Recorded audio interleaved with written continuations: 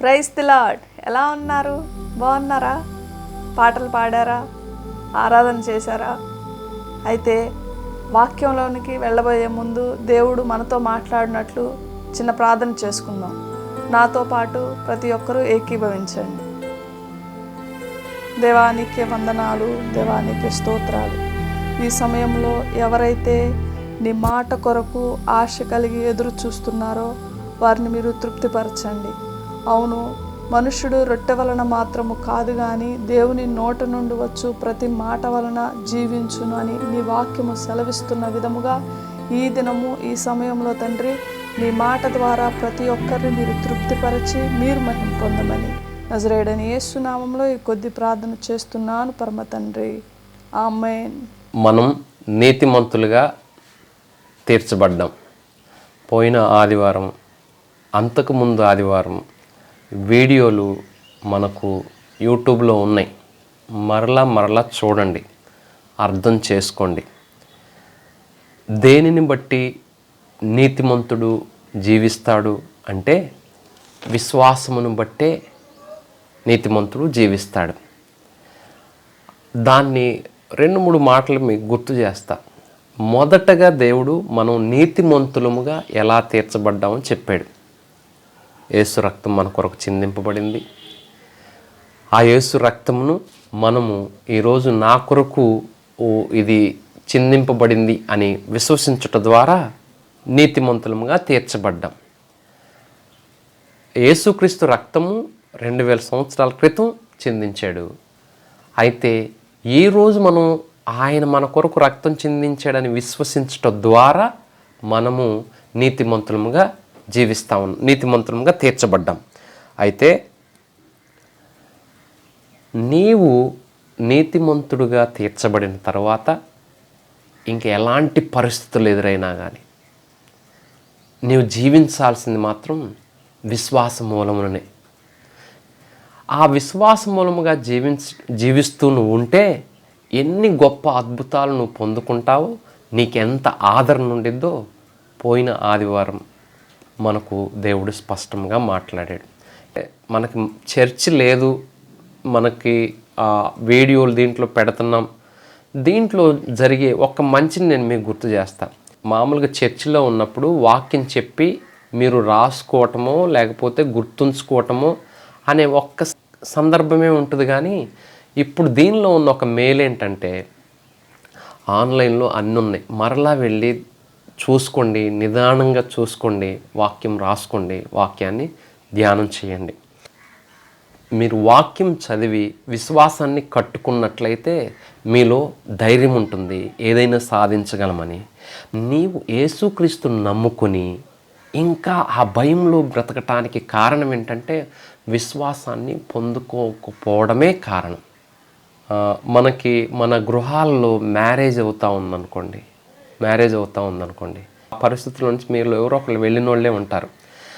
అదేంటంటే పెళ్ళి కొడుకు తల్లి కానీ పెళ్ళి కూతురు తల్లి కానీ వీళ్ళిద్దరు హడావుడి, ఆమెది కానీ ఏమిది కానీ అసలు బీభత్సమైన హడావుడి ఉంటుంది. పెళ్ళి మొదలేసారంటే ఇంక హడావుడి. అయితే పెళ్ళి కొడుకు తల్లి కంటే కూడా పెళ్ళి కూతురు తల్లి హడావుడి ఇంకెక్కువే ఉంటుంది. ఇంకా 4 రోజులు పెళ్ళి ఉందనంగా బట్టలు కొనుక్కొచ్చుకుంటానికి వెళ్తారు. తర్వాత ఎవరైనా చుట్టాలు వస్తే వాళ్ళ ఇంటి దగ్గర అన్నం వండి పెడతారు. తర్వాత ఇంటికి పెయింట్లని, తర్వాత ఇక రకరకాల ఈ ఆచారాలన్నింటిలో బాగా బిజీగా ఉన్నది ఆమె. ఈ హడావుడిలో 1 రోజు 2 రోజు 4 రోజుల ముందు నుంచి హడావుడి అంత అయిపోయింది. ఆ పెళ్లి రోజు రానే వచ్చింది. ఇక ఈ టైం ఏంటంటే పెళ్ళి కూతురు తరపు పెళ్ళి కూతురు తల్లి తండ్రి రండి, పెళ్ళి కొడుకుకి పెళ్ళి కూతురికి చేతులు కలుపుదాం అనేటువంటి సందర్భంలో పాస్టర్ గారు పిలిచేరామని అందరూ ఏం చేస్తూ ఉన్నారు, కెమెరా వాళ్ళు ఇక తర్వాత చుట్టాలు అందరూ వాళ్ళ వైపు దృష్టి పెడుతున్నారు. పెళ్ళి కూతురు తల్లి పెళ్ళి కూతురు తండ్రి ఇద్దరు వస్తూ ఉన్నప్పుడు వాళ్ళ ముందు లైట్లు వేసుకుంటా కెమెరా మ్యాన్ వెనకమాల నుంచి ముందు నుంచి తీసుకెళ్తాడు కదా, అలా తీసుకుంటూ వస్తూ ఉన్నారు. వస్తూ ఉండగానే సడన్గా పెళ్లి కూతురు తల్లి ఏం చేసిందంటే కుప్పకూలి పడిపోయింది. పడిపోగానే వెంటనే అంత గొల్లుమని శబ్దం వచ్చింది. అందరూ పెళ్లి కూతురు పెళ్లి కొడుకు వైపు నుంచి దృష్టి అంతా పెళ్లి కూతురు తల్లి వైపు పెట్టారు. పడిపోయింది. వెంటనే 108కి ఫోన్ చేశారు. ఆ డాక్టర్ దగ్గరికి తీసుకెళ్ళి ఆ ట్రీట్మెంట్ అంతా చేశారు. చేసిన తర్వాత బయట అందరున్నారు చుట్టాలు ఆ హాస్పిటల్ దగ్గర. డాక్టర్ గారు లోపల నుంచి బయటకు వచ్చాడు. ఏమైందని అంత కంగారుగా ఆ డాక్టర్ గారిని అడుగుతున్నారు. ప్రమాదం తప్పిపోయింది, ఇప్పుడు క్షేమంగానే ఉంది అన్నాడు. అన్న తర్వాత ఒకళ్ళు అడిగారు, అసలు ఏమైంది డాక్టర్ గారు అని డాక్టర్ గారిని అడిగాడు. అప్పుడు డాక్టర్ గారు ఆ లోపల ఉన్న ఆమె గురించి ఇన్ఫర్మేషన్ చెప్పాడు. ఏంటంట, ఈరోజు ఆమె ఏమన్నా తిన్నదా అంటే పొద్దున్న టీ తాగిందంట. ఏది ఈ పెళ్ళి ఇంటికి వచ్చే ముందు, ఈ ఊరు వచ్చే ముందు పొద్దున్న టీ తాగిందంట. తిన్నదా? తినలేదు. ఓకే, నిన్నేం తిన్నామని అడిగాడంట. నిన్న సాయంత్రం ఏమైనా తిందా? ఏం తినలేదంట. నిన్న మధ్యాహ్నం ఏమైనా తిందా? ఏం తినలేదంట. నిన్న పొద్దునంట తన మనవరాలకు మనవడుకో కొంచెం ఉప్మా పెడతా కొంచెం ఉప్మా తిందంట. నిన్న పొద్దున పరిస్థితి అది. అంటే నిన్న తినలేదు. అంతకు ముందు రోజు ఏమైనా తిందా అంటే అంతకు ముందు రోజు కూడా ఏదో కొద్ది ఆహారం తీసుకుంది, ఎక్కువ తినలేదు ఆమె. అట్లా 4 రోజుల నుంచి ఆమె తినకుండా ఉన్నందుకు ఇదిగో ఆ బలహీనమైనటువంటి పరిస్థితి ఎదురయ్యి ఆమె ఈ పరిస్థితికి వచ్చింది అని ఆ డాక్టర్ గారు చెప్పారంట. ఇప్పుడు ఒక్క విషయం గమనించండి. ఈ పెళ్లి ఇంటి దగ్గర ఇక్కడికి వచ్చినప్పుడు భోజనాలు చాలా ఉన్నాయి, నిన్న భోజనాలు చాలా ఉన్నాయి, మొన్న భోజనాలు చాలా ఉన్నాయి. అంతకుముందు రోజు నుండి ఆ ఇంట్లో భోజనాలు పెడతానే ఉన్నారు, వండుతూ ఉన్నారు, పెడతా ఉన్నారు. అయితే ఆమె ఆ 4 రోజుల నుంచి చేసినటువంటి హడావుడి గురించి ఒకసారి మీకు ఎక్స్ప్లెయిన్ చేస్తా. అదేంటంటే చుట్టాలు వస్తున్నారు, టీ తాగారా? టీ పలానా అన్నయ్య వచ్చాడు టీ ఇవ్వండి అంటుంది. టిఫిన్ చేశారా? చేయలేదు. అన్నయ్యకి టిఫిన్ పెట్టండి, టిఫిన్ పెడుతుంది. పెళ్ళి బట్టలు తెచ్చింది, పిల్లలు ఎట్లున్నారో చూసుకుంది, ఇవన్నీ చూస్తూనే ఉంది. తర్వాత నిన్న వాళ్ళ ఇంటి దగ్గర ఎట్లా భోజనాలు వండారు అనేది అన్నిటిని గురించి కూడా దగ్గరగా అందరు తింటూ ఉండగా జాగ్రత్తగా గమనించింది. చాలా తృప్తిని పొందింది. అమ్మ మేము భోజనాలు బాగా పెట్టాము అని. కానీ తినలేదు. ఈరోజు కూడా అంత హడావిడిలో ఆ పెళ్ళి వచ్చేంత వరకు కూడా ఏమి తినలా. ప్రాబ్లం ఎవరిది? లేని స్థితి కాదు, ఉన్న స్థితే. కానీ హడావుడి, ఏదో అయిపోయిద్ది, నేనే చెయ్యాలి, నా ద్వారానే అయ్యిద్ది అనేటువంటి ఒక్క నిర్లక్ష్యాన్ని బట్టి తన యొక్క శక్తిని కోల్పోయింది. ఇప్పుడు డాక్టర్ ఏం చేశాడంటే బలవంతంగా దాన్నంతటినీ ఆ బాడీలోకి పంపిస్తూ ఉన్నాడు. ఆ సెలైనను లేకపోతే ఇంజెక్షన్స్ అను అవన్నీ. ఎందుకు ఏం గురించి నేను మీతో మాట్లాడింది అంటే, ఒక దేహము శక్తి నొందాలి అంటే ఆహారం ద్వారా శక్తి నొందుతుంది. మనము తగు ఆహారము ఈ శరీరానికి ఇవ్వాలి. అప్పుడు మనము క్షేమంగా జీవిస్తాము, ఆరోగ్యముగా జీవిస్తాము. అంటే అన్ని సమకూర్పై ఉండటం కాదు, కానీ దాన్ని మనం వినియోగించటం అనేది ప్రాముఖ్యమై ఉన్నది. వినియోగించకపోతే ఆమె అయితే అనుకుంది, నాకు ఈ పని ఉంది, ఆ పని ఉంది, ఆ పని ఉంది, ఈ పని ఉంది, నాకు తినటానికి కూడా టైం లేదు. మీరు కూడా చూస్తూనే ఉంటారు, మీరు కూడా చేస్తూనే ఉంటారు. ఒక్కొక్కసారి ఆ క్రిస్మస్ పండగప్పుడు లేకపోతే ఎలాంటి శుభకార్యాలు జరుగుతున్నప్పుడు ఈ పని పెట్టుకుని అన్నం తింటామా, పని పెట్టుకుని తింటామా? తిండి తర్వాత మొదట నాకేంటిది? పనే అంటుంటారు. ఇది మీ అందరికీ తెలిసిన విషయం. మనిషి ఆహారం చేత బలం నొందుతాడు, దేహం. మరి ఆత్మ దేని చేత బలము నొందుతుంది? నీతిమంతుడు దేని చేత బ్రతుకుతాడు, దేని చేత బలము నొందుతాడు? విశ్వాసం చేత. నీవు వాక్యం చదవట్లేదు అంటే నీ యొక్క ఆత్మ బలహీనపరచబడతా ఉంది. అయితే ఆమె సన్నగేం అయిపోలేదు. 3 రోజుల్లో సన్నగెందుకు అయిపోద్ది? బాగానే ఉంది, కానీ శక్తి లేదు. ఉండటానికైతే ఉంది, కానీ శక్తి లేదు. ఆ శక్తి లేకపోవటానికి కారణం ఏంటంటే ఆమె చెయ్యాల్సినటువంటి పనిని, అంటే ఆహారం తీసుకోవటం అనేటువంటి విషయాన్ని చేయలేదు. ఇప్పుడు అదే విషయంలో నీతిమంతుడు విశ్వాసం లేకుండా జీవించేటువంటి జీవితము ప్రమాదకరమైనది. ఆమె తినకుండా చేసినటువంటి నిర్లక్ష్యము పెను విపత్తుకు కారణమైంది, ప్రమాదకరానికి కారణమైంది. నీతిమంతురాలవు, మీకు ఒక ప్రశ్న వేస్తా ఉన్నా. ఈరోజు నువ్వు నీ ఆత్మకు ఆహారాన్ని అందించావా? అంటే వాక్యం చదివేవా? నిన్న నీ యొక్క ఆత్మకు ఆహారాన్ని అందించావా? అంటే నిన్న వాక్యం చదివేవా? మొన్న నీ ఆత్మకు ఆహారాన్ని అందించావా? అంటే వాక్యం చదివేవా? ఎన్ని రోజులు అవుతుంది నీ ఆత్మకు ఆహారం పెట్టి? నీ ఆత్మకు ఆహారం లేనప్పుడు అది నిర్జీవ స్థితిలోకి వెళ్ళిపోతూ ఉంది. అది ప్రతిదినము నీవు నీ ఆత్మను పోషించుకోవాల్సి ఉంది.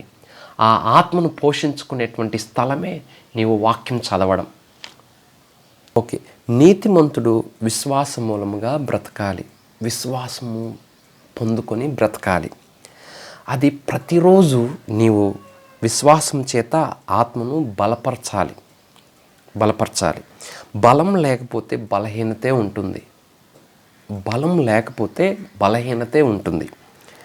బలం పొందాలంటే, అంటే విశ్వాసం పొందాలంటే వాక్యమును చదవాలి. అయితే బైబిల్ గ్రంథం మొత్తంలో 32,500 వాగ్దానాలు ఉన్నాయి. బైబిలు ప్రార్థనాపూర్వకముగా చదవాలి. దేవా నాతో మాట్లాడు అని చదవాలి. అప్పుడు నీ ఆత్మ పోషింపబడుతూ ఉంది. వాక్యం చేత నీ ఆత్మ పోషింపబడతా ఉంది. నీవు వాక్యం చదవకపోతే నీ ఆత్మ బలహీనపరచబడతా ఉంది. మీకు చెప్పినటువంటి ఆమె యొక్క ఉదాహరణ, దానిలో ఆమె భోజనం వండింది, మంచి ఫుడ్ లేదా ఉంది, కానీ నాకు సమయం లేదనుకుంటా ఉంది. నీకు వాక్యం లేదా? వాక్యం చదవటానికి బైబిల్ గ్రంథం నీకుంది కదా, నువ్వు చదివేంత ఆరోగ్యంగానే ఉన్నావు కదా. మరి వాక్యము చదవకుండా నువ్వు ఉంటే నీకు నీ ఆత్మకు శక్తి ఎలా వస్తుంది? నీ ఆత్మ బలపరచబడేది ఎలా? నీవు నీతిమంతురాలుగా స్థిరపరచబడేది ఎలా? నీతిమంతుడిగా నువ్వు కార్యములు చూసేది ఎలా? వాక్యం చదవటం ద్వారానే, వాక్యము వినటం ద్వారానే. దేవుని యొక్క వాక్యము నీకు ఉపయోగం లేనిదిగా నువ్వు ఆలోచించకూడదు. దేవుని యొక్క వాక్యము నిన్ను జీవింపజేసేదనేటువంటి విషయాన్ని నువ్వు గమనించి వాక్యం చదవాలి. పాస్టర్ గారి ద్వారా దేవుడు నీతో మాట్లాడతాడు. పాస్టర్ గారు ప్రార్థన చేస్తే నీ జీవితంలో కార్యం జరుగుతుంది. ఇది వాస్తవమే, కానీ దానికంటే మొదట నీ బాధ్యత ఉంది. నీవు వాక్యం చదవాలి. నీతో దేవుడు మాట్లాడతాడు. నీ ద్వారా దేవుడు కార్యములు జరిగిస్తాడు. అవును, జరిగిస్తాడు. వాక్యం చదవకుండా నిర్లక్ష్యపూరితముగా నీ ఉన్నట్లయితే నీ ఆత్మ పోషింపబడదు, బలహీనపరచబడతా ఉంది. నీ ఆత్మ ఎప్పుడైతే బలహీనపరచబడుతుందో అప్పుడు నువ్వు భక్తిహీనతతో ఉండాల్సి వస్తూ ఉంది, అవిశ్వాసంతో ఉండాల్సి వస్తూ ఉంది. ఆఫ్రికా ఖండం నందు పరిచర్య చేసేటువంటి దైవజనుడు ఆయన. అక్కడ దేవుని పరిచర్యను బహు విస్తారంగా విస్తరించి పనిచేస్తూ ఉన్నాడు. అయితే ఒకరోజు ఆయనకి అనారోగ్యంగా ఉండి హాస్పిటల్కి వెళ్ళినప్పుడు డాక్టర్స్ ఆయన్ను పరిశీలించి ఒక మాట చెప్పారు. ఆ మాట ఏంటంటే, నువ్వు ఎక్కువ కాలం బ్రతకవు, ఊపిరితిత్తులకు క్యాన్సర్ వచ్చింది, మీరు ఇక్కడ ఉండటం కంటే మీ సొంత దేశానికి వెళ్ళిపోతే ఆ చివరి కాలం అక్కడ ఉండటం మంచిది అని డాక్టర్స్ అందరూ ఆ దైవజనునికి సలహా ఇచ్చారు. సరే అని ఆ డాక్టర్స్ చెప్పిన ఆ మాటను బట్టి తన దేశం వచ్చేసాడు. కానీ వచ్చినటువంటి ఆ వ్యక్తి అంటే ఇంకా రోజులే బ్రతుకుతాడు అనేది వాళ్ళు చెప్పింది ఊపిరితిత్తుల్లో క్యాన్సర్. వాక్యం చదువుతూ ఉన్నాడు అంటే నీతిమంతుడు విశ్వాసం మూలమున బ్రతకాలి. విశ్వాసము వాక్యం వినుట ద్వారా వస్తుంది. అంటే వాక్యం చదవడం, వాక్యం వినడం, దాన్ని ధ్యానించడం, ప్రార్థనాపూర్వకముగా దాన్ని ధ్యానించడం. ఆ ప్రక్రియలో ఆయన వాక్యం చదువుతూ ఉన్నప్పుడు తెలిసిన వాక్యమే ఆయనకి, కానీ మళ్ళీ చదువుకుంటా ఉన్నాడు. చదువుకుంటున్నప్పుడు ఒక చోట అతను ఆగిపోయాడు. 1 పేతురు 2వ అధ్యాయం 24వ వచనం. అక్కడ ఆగిపోయాడు ఆయన. దేవుడు ఆ మాట ద్వారా అతనితో మాట్లాడాడు. నేను పొందిన దెబ్బల చేత నువ్వు స్వస్థత నొందితివి. ఆయన పొందిన దెబ్బల చేత నేను స్వస్థత నొందితిని. వ్యక్తిగతంగా ఆయనతో మాట్లాడినట్లు ఆయన ఫీల్ అయ్యాడు దాన్ని. ఆయన ఒక నిర్ణయం చేసుకున్నాడు. డాక్టర్స్ చెప్పారు, ఏమని చెప్పారు? ఊపిరితిత్తుల్లో క్యాన్సర్ ఉంది, నువ్వు చనిపోతావు, చివరి దినాలు ఇంటికి వెళ్ళు అని. ఇప్పుడు ఇంకొక స్వరం వినపడుతుంది. ఈ స్వరము దేవుని యొక్క మాట. నేను పొందిన దెబ్బల చేత స్వస్థత నొందితివి అన్నాడు. వాక్యం చదువుతుంటే జరిగినటువంటి కార్యం ఇది.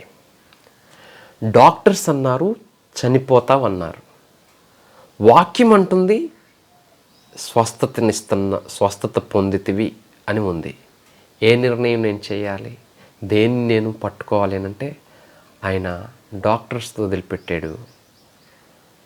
వాక్యం పట్టుకున్నాడు. ఆయన ఆ వాక్యంనే పలుకుతున్నాడు. దేవా, నువ్వు చెప్పినట్లు, నా తండ్రి నువ్వు చెప్పినట్లు నేను స్వస్థత నొంది తిని. ఇదే ధ్యానం పెట్టుకున్నాడు, ఇదే ఆలోచన పెట్టుకున్నాడు. దాన్ని బట్టి దేవుని స్తుతిస్తున్నాడు. నీవు నన్ను స్వస్థపరిచినందుకు నీకు వందనాలు దేవా అన్నాడు. కాలక్రమేణా ఆయన దైవికమైన స్వస్థత నొందాడు. డాక్టర్స్ చెప్పింది నిజమే, దేవుడు చెప్పింది సత్యం. డాక్టర్స్ చెప్పిన దాన్ని బట్టి ఈయన జీవించినట్లయితే చివరి దశ అయ్యేది. దేవుని యొక్క వాక్యం చదువుతూ ఉండగా విశ్వాసం పొందుకున్నాడు. తన యొక్క ఆత్మ బలపరచబడింది. 3 యోహాను 2వ వచనం ప్రకారము, ఆత్మ వర్ధిల్లిన ప్రకారము అతను అన్ని విషయంలో వర్ధిల్లను. అతని యొక్క ఊపిరితిత్తులు క్యాన్సర్ నుండి విడుదల నొందెను. ఎంత గొప్ప ధన్యత అది. డాక్టర్స్ మనకి సౌకర్యాన్ని చేసేవాళ్ళే తప్ప మా పరిస్థితిని సంపూర్ణంగా మార్చేవాళ్ళు కాదు. అయితే నీతిమంతుడు విశ్వాస మూలముగా జీవిస్తున్నప్పుడు గొప్ప కార్యములు చూస్తాడు. అంటే నీతిమంతునికి విశ్వాసం ఎలా రావాలి? వాక్యం చదివితే రావాలి, వాక్యం వింటే రావాలి. దైవికమైన స్వస్థతను ఆ పాస్టర్ గారు, ఆ దైవజనుడు పొందుకున్నాడు. ఈమె సౌత్ కొరియాలో ఒక దేవుని కుటుంబంలో పుట్టినటువంటి ఒక బాలిక. అయితే ఈమెకి ఆరోగ్యం బాగకపోతే ఆసుపత్రికి తీసుకెళ్తే డాక్టర్స్ పరిశీలించి ఆమెకు చెప్పింది ఏంటంటే ఈమె తీవ్రమైనటువంటి టీబీ వ్యాధితో బాధపడుతూ ఉందని తేల్చారు. ట్రీట్మెంట్ ఇస్తామంటే అది ట్రీట్మెంట్ కూడా అందనటువంటి పరిస్థితుల్లో ఇక నయం కాదనేటువంటి ఆ సందర్భంలో ఆ పేరెంట్స్కి చెప్పారు వాళ్ళు, ఇక మీరు ఇంటికి వెళ్ళిపోవచ్చు, ఎటు తిరిగి చనిపోతారు, ఇంటికి వెళ్ళి చనిపోవటం బెటర్ అని వీళ్ళకి కూడా సలహా ఇచ్చారు. ఆ తల్లి ఆ బాలికను ఇంటికి తీసుకొచ్చింది. చివరి దినాల్లో ఇంటి దగ్గర ఉంటే బెటరు, ఇంట్లో చనిపోతే బెటర్ అనే ఉద్దేశంతో. తల్లి కూడా దేవుణ్ణి నమ్మినటువంటి తల్లి. ఆమె మంచం మీద నుంచి దిగలేని పరిస్థితుల్లో ప్రాణం పోవటానికి దగ్గరలో ఉన్నటువంటి అమ్మాయి విడువక ఒక పని చేస్తూ ఉంది. ఆ మంచం మీదే పండుకొని ఉంది. కానీ మంచం మీద పండుకొని ఉండి వాక్యం చదువుతూ ఉంది. వాక్యం చదువుతూ ఉంది. ఆమెకు అది అలవాటు. ఈమె కూడా ఒక చోట ఆగిపోయింది. ఎక్కడ ఆగిపోయిందంటే 1 పేతురు 2:24 ఆగిపోయింది. ఆగిపోయి వాళ్ళ అమ్మను పిలిచింది. అమ్మా ఒకసారి ఇట్రా అమ్మా. ఏంటమ్మా? ఇక్కడ ఈ మాట ఉందమ్మా. ఏం మాట ఉందమ్మా? ఒకసారి నువ్వు చదువు అని వాళ్ళ అమ్మ చేత చదివించింది. ఆయన పొందిన దెబ్బల చేత నేను స్వస్థత నొంది తిని, కానీ డాక్టర్స్ ఇట్లా చెప్పారమ్మా అని ఆ తల్లి కూతురుతో అంటే, నువ్వే చెప్పావుగమ్మా చిన్నప్పటి నుండి యేసయ్య అబద్ధం ఆడడని. ఇదిగో అబద్ధం ఆడినటువంటి యేసయ్య చెప్తుందని నేను స్వస్థత నొంది తిని అంటున్నాడమ్మా. తల్లి వితర్కం చేయలేక, వాదించలేక, ఇప్పుడు నన్ను ఏం చేయమంటావమ్మా అని అడిగితే, నేను స్వస్థత నొందేనమ్మా. నాకు కొత్త బట్టలు ఇవ్వు, నేను వేసుకుంటాను. నాకు చెప్పులు ఇవ్వు, నేను ఆ చెప్పులు వేసుకుంటాను. నేను స్వస్థత నొందాను అనగానే ఆ బిడ్డను ఇంకా వాదించలేక ఆ కొత్త బట్టలు తెచ్చి ఆ బిడ్డకి ఇచ్చింది.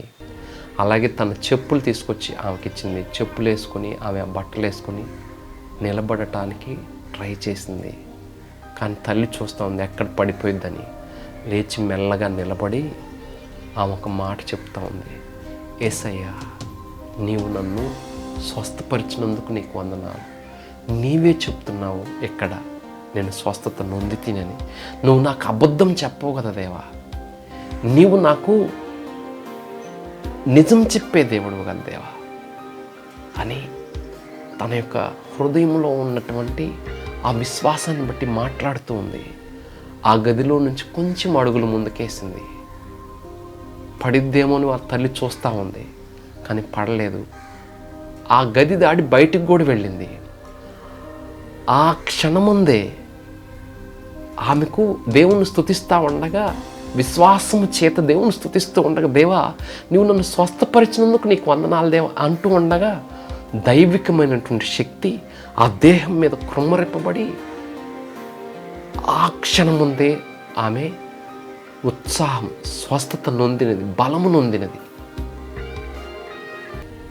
మంచిగానే ఉంది. వారం రోజుల్లోపే డాక్టర్స్ దగ్గరికి వెళ్ళారు. వెళ్ళినప్పుడు వాళ్ళు మళ్ళా పరిశీలించి చూశారు, ఈ దేహంలో ఎలాంటి టీబీకి సంబంధించినటువంటి లక్షణం లేదు అని డాక్టర్స్ రిపోర్ట్ ఇచ్చారు. ఇప్పుడు ఈ బిడ్డ చేసినటువంటి పని ఏంటి? వాక్యం చదవడం. వాక్యం చదువుతున్నప్పుడు దేవుడు మీతో మాట్లాడటానికి అవకాశం ఉంది. వాక్యం చదవనప్పుడు మీకు మొదట చెప్పినటువంటి ఉదాహరణలో అన్నీ ఉన్నవి, కానీ ఇదిగో మరణానికి దగ్గరయింది ఆ అజ్ఞాని. మీకు ఎన్నో పనులున్నాయని వాక్యాన్ని పక్కన పెడుతున్నారు కదా.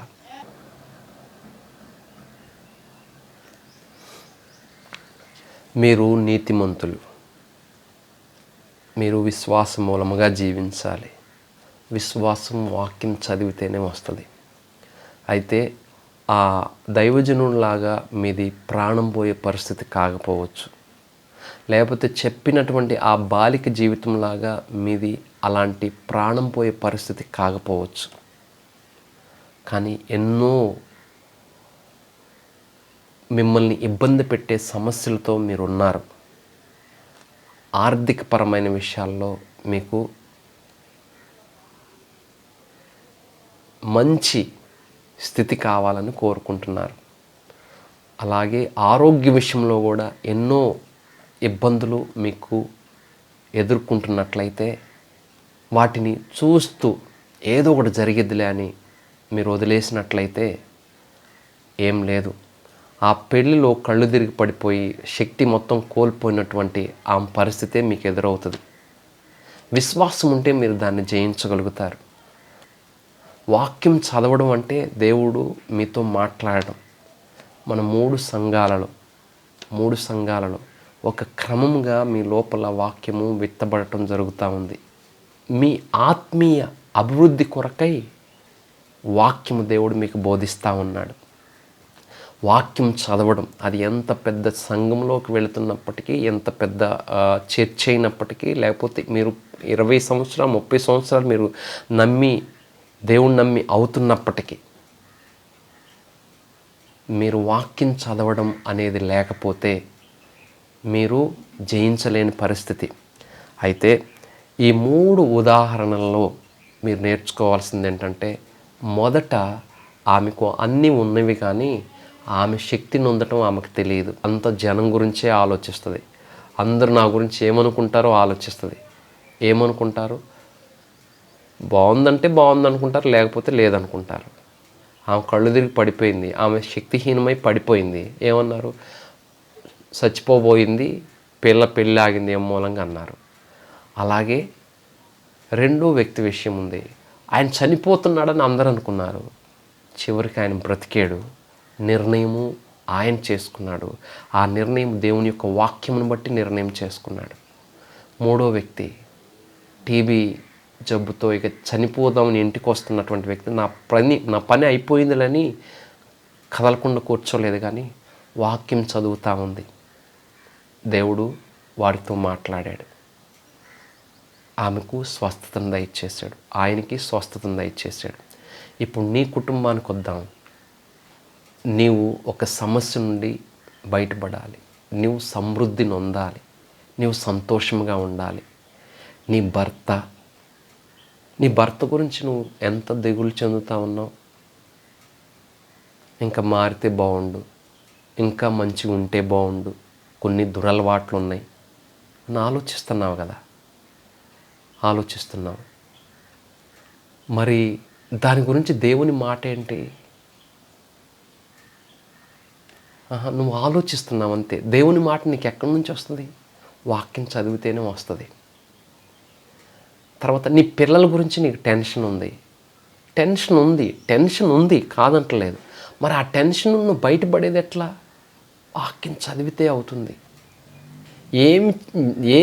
ఏ విషయం నువ్వు అంటే ఏ జ్ఞానం నీకు కావాలో, నువ్వు దానికి ఏ విధంగా నువ్వు స్పందించాలో, నువ్వు దాన్ని ఎలా పొందాలో దేవుడు నీతో మాట్లాడాలి. తర్వాత నీ ఆరోగ్యం గురించి, ఇదేదో గ్యాస్ ట్రబుల్ ఏమో, ఇదేదో గుండె నొప్పేమో, ఈ కళ్ళు కనపడట్లేదు, కొంచెం స్పష్టంగా లేదు, బోదరగా ఉంది, కళ్ళజోడు అంటారేమో డాక్టర్, లేకపోతే అట్లా అంటారండి. ఇలాంటి అనుమానాలతో ఎన్నాళ్ళు బ్రతుకుతావు? వాక్యాన్ని చదవాలి, నువ్వు వాక్యాన్ని ధ్యానించాలి, నువ్వు వాక్యాన్ని ఆసక్తితో ధ్యానించాలి.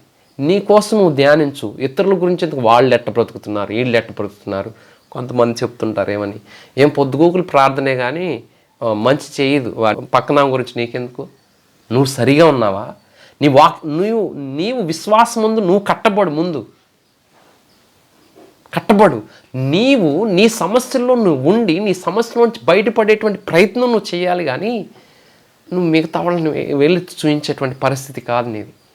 నువ్వు శ్రమలో నుండి ఓదార్పు పొందాలి.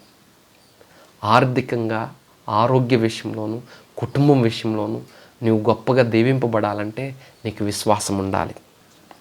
వాక్యము చదవడాన్ని అంత సులభంగా తీసుకోవద్దు. మీరు వాక్యం చదవాలి.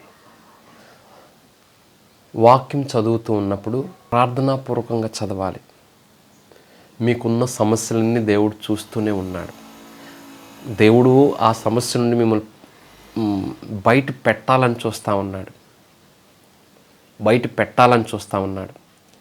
అయితే దేవుడు ఆ పరిస్థితి నుండి నేను బయట పెట్టాలి అంటే దేవునికి నీ దగ్గర నుంచి ఏం కావాలి? విశ్వాసం కావాలి. ఎఫెసీ 3:15 మీరు అంతరంగ పురుషుని యందు శక్తి కలిగి ఆయన ఆత్మ వలన బలపరచబడినట్లుగా. ఆయన ఆత్మ వలన మీ అంతరంగ పురుషుడు బలపరచబడాలి. తర్వాత 3 యోహాను 2 మీ ఆత్మ వర్ధిల్లిన ప్రకారం మీరు అన్ని విషయములలో వర్ధిల్లాలి. అంటే నీతిమంతుడు విశ్వాస మూలముగా బ్రతకాలి. విశ్వాస మూలముగా నువ్వు బ్రతకాలి అని అంటే వాక్యం చదవాలి. వాక్యం చదువుతూ ఉన్నప్పుడు అన్నిసార్లు దేవుడు నీ ఆశీర్వాదం గురించే మాట్లాడాడు, కానీ ఆ చెప్పబడినటువంటి ఆ 2 ఉదాహరణల్లో, ఆ 2 సాక్ష్యాలలో వాళ్ళు స్వస్థత నొందటానికి దేవుడు వారితో మాట్లాడాడు. మీరు కొన్నిసార్లు తగువైనప్పుడు మీరు ఆ తగువుకి వెళ్ళొద్దని ఎవరొచ్చి చెప్తారు? మీరు బూతులు మాట్లాడదాం అనుకున్నప్పుడు ఎవరొచ్చి చెప్తారు బూతులు మాట్లాడొద్దని? చెప్పినా మీరు వింటారా? ఈ పని చేయకూడదు అనేటువంటి విషయాన్ని మనిషికి ఎవరు చెప్పాలి?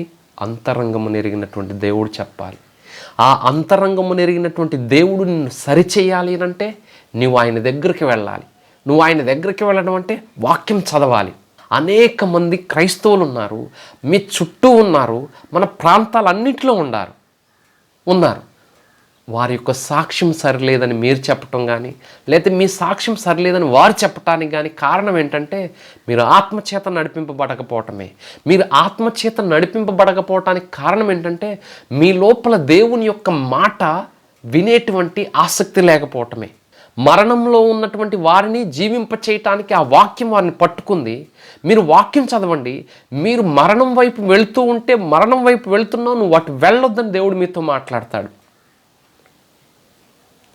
వాక్యము శ్రద్ధగా చదవండి. మీరు నీతిమంతులు, మీరు దీవింపబడాలి. దగ్గర బైబిల్ ఉంది. ఆ బైబిల్లో దేవుడు మాట్లాడటానికి మీతో సిద్ధంగా ఉన్నాడు. ప్రతిదినం మీరు బైబిల్ చదవాలి. ప్రతిదినము ప్రార్థనాపూర్వకముగా బైబిల్ చదవాలి. ప్రతిదినము దేవుడు మీతో మాట్లాడతాడు. యవనస్తులైనటువంటి పిల్లలు ఉన్నారు, పెద్దవారైనటువంటి వారు ఉన్నారు.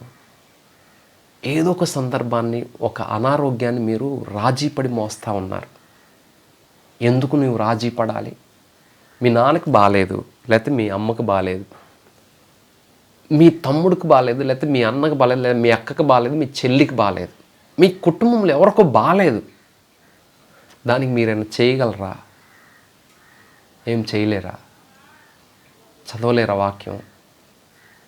వాక్యం చదివితే, దేవుడు నీతో మాట్లాడితే ఆ మాట ప్రకారము వారు స్వస్థతను పొందటము మంచిది కదా. మందులు దొరుకుతున్నాయి కానీ మందులు మింగటానికి అలవాటు పడుతూ ఉంటే ఆ మందులే ఒక రోజుకి సైడ్ ఎఫెక్ట్స్ ఇచ్చి ఆ శరీరాన్ని పాడు చేస్తున్నాయని డాక్టర్స్ చెప్తున్నారు. మరలా ఎన్నాళ్ళు మందులు ఆడేది? మందులు ఆడటం తప్పేం కాదు. విశ్వాసంలో నువ్వు ముందుకు అడుగు వేయాలి. విన్నటువంటి ఆ సాక్ష్యంలో వారు డాక్టర్సే ఫైనల్ అనుకున్నట్లయితే వారి జీవితం ముగిసిపోయేది.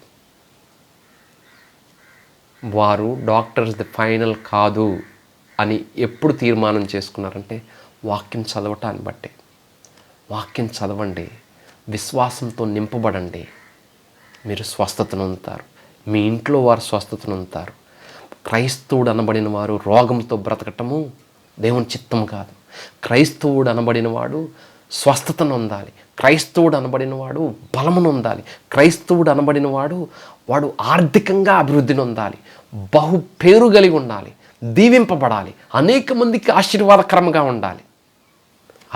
దానికి లింక్ ఒకటే వాక్యం చదవడం, దేవుడు వారితో మాట్లాడడం. ట్రైన్ ఉండిద్ది రైల్వే ట్రాక్ మీద, చాలా వేగంతో వెళ్తుంది, చాలా బరువును మోసుకుంటూ వెళ్తుంది. పైన కరెంట్ ఉంటుంది, అది మామూలు సన్నగా అంత లావున కొంచెం దీంట్లో కరెంట్ పాస్ అవుతూ ఉంటుంది. ఒక్కసారి గమనించండి, ఈ ట్రైన్ ఇంత స్పీడ్గా వెళ్ళటానికి కారణం ట్రైన్లో ఉన్నటువంటిది అంతా ఏం కాదు, పైన ఉన్నటువంటి కరెంటు. దానికి దీనికి ఒక చిన్న టచ్ అంతే. ఎప్పుడైతే ఈ ట్రైను కొన్నటువంటి ఆ యాంటీన్ లాంటి ఆ వస్తువు ఆ కరెంటు తీగలు టచ్ అవుతుందో అంత బరువును కూడా సులభంగా తీసుకెళ్ళిపోతూ ఉంది, గమ్యం చేరుస్తూ ఉంది. ఎప్పుడైతే దీని కనెక్షన్ తొలగిపోద్దో ఇది ఒక చలనం లేని వస్తువులాగా అక్కడే పడి ఉంటా ఉంది. నీవు ఆ ట్రైన్ ప్లేస్లో ఉన్నావు, దేవుని యొక్క వాక్యము ఆ పవర్ ప్లేస్లో ఉంది. ఎప్పుడైతే నువ్వు వాక్యం చదవటానికి పూనుకుంటావో అప్పుడు విశ్వాసము నీలో బలపరచబడటానికి నీ హృదయాన్ని ఓపెన్ చేస్తున్నావు, నీ హృదయము వాక్యంతో నింపబడుతుంది. ఆ వాక్యములో ఉన్న శక్తి అంతా నీ జీవితంలోకి పాస్ అవుతూ ఉంది. గొప్ప కార్యం నువ్వు చూస్తావు. కరెంట్ తీగ నేను టచ్ గాను, నేను బైబుల్ చదవను, నేను ఇంతే, నేను ఎట్లాగే ఉంటాంటే నీ వల్ల గొప్ప కార్యం చూడాలనుకున్నటువంటి దేవుణ్ణి నువ్వు దుఃఖపరిచేటువంటి వ్యక్తిగా ఉన్నావు. ఏది కూడా నిరుత్సాహపడాల్సిన అవసరం లేదు. నీతిమంతుడు ఏ పరిస్థితి కూడా నిరుత్సాహపడాల్సిన అవసరం లేదు. ప్రతి పరిస్థితిని జయించగలిగిన వాడవు నీవు. ప్రతి పరిస్థితిని జయించగలిగిన దానవు నువ్వు. ఎప్పుడు వాక్యం చదవడమే. వాక్యం చదువుతూ ఉండు, దేవుడు నీతో మాట్లాడతాడు. ప్రార్థన చేసుకుందాం. దేవా, నీకే వందనాలు. మా యేసు, నీకు స్తోత్రములు. మమ్మల్ని నీతిమంతులుగా నువ్వు తీర్చినందుకు నీకు వందనాలు. మమ్మల్ని నీ రక్తము చేత కడిగినందుకు మీకు వందనాలు. మేము వాక్యం చదువుతుండగా మాతో మాట్లాడి మమ్మల్ని బలపరుస్తున్నావు దేవా, మీకు వందనాలు. అయ్యా, మేము విన్నటువంటి సాక్ష్యములలో తండ్రి, మరి నీతిమంతులుగా జీవించినటువంటి ఆ బిడ్డలు మరణ పడక నుండి కూడా వారు తిరిగి లేచారు దేవా. నీవు మాట్లాడే దేవుడు, నీకు వందనాలు, నీకు స్తోత్రములు తండ్రి. అయ్యా, వాక్యము ఎవరైతే చదువుతున్నారో వారిని మీరు దర్శించండి దేవా. వాక్యం మీద కట్టబడటానికి నీ కృప చూపించండి. ఆర్థికంగా నైనా నీ బిడ్డలు ఆశీర్వదింపబడటానికి వాక్యమే వినాల్సి ఉంది, వాక్యమే చదవాల్సి ఉంది. ప్రార్థనాపూర్వకముగా వాక్యం చదవడము, ప్రార్థనాపూర్వకముగా వాక్యంను ధ్యానించడము, గొప్ప మేలులు పొందటము. ఏ ఒక్కరు కూడా రోగముతో రాజీపడి బ్రతకకుండా, అప్పులతో రాజీపడి బ్రతకకుండా, లోకముతో రాజీపడి బ్రతకకుండా, ఇదిగో తండ్రి, నీతో కలిసి జీవించటానికి, నీ స్వరం విని జీవించటానికి నీ సహాయం దయచేయండి. ఎవరెవరు ఏ సమస్యలో ఉన్నారు, ఏ ఇబ్బందుల్లో ఉన్నారు మీరు చూస్తూనే ఉన్నారు. అయితే అజ్ఞానంతో ప్రార్థన చేసేటువంటి బిడ్డలుగా కాదు, కానీ నీ వాక్య జ్ఞానంతో, నీ స్వరము విని ప్రార్థన చేసి గొప్ప ఫలితాలు పొందేటువంటి బిడ్డలుగా ప్రతి బిడ్డ దీవింపబడటానికి నీ సహాయం దయచేసి నీవే మహిమ, ఘనత, ప్రభావం పొందుకోమని ప్రార్థన చేస్తూ ఉన్నాం. ప్రత్యేకంగా కరోనా వైరస్ రాష్ట్రం నుండి, దేశం నుండి, ఈ ప్రపంచం నుండి వెళ్ళిపోవును గాక దేవా. దేవా, తిరిగి నూతనమైనటువంటి జీవన విధానాన్ని ప్రపంచము జీవించడానికి నీ ఆదరణ ప్రతి ఒక్కరికి దయచేయండి.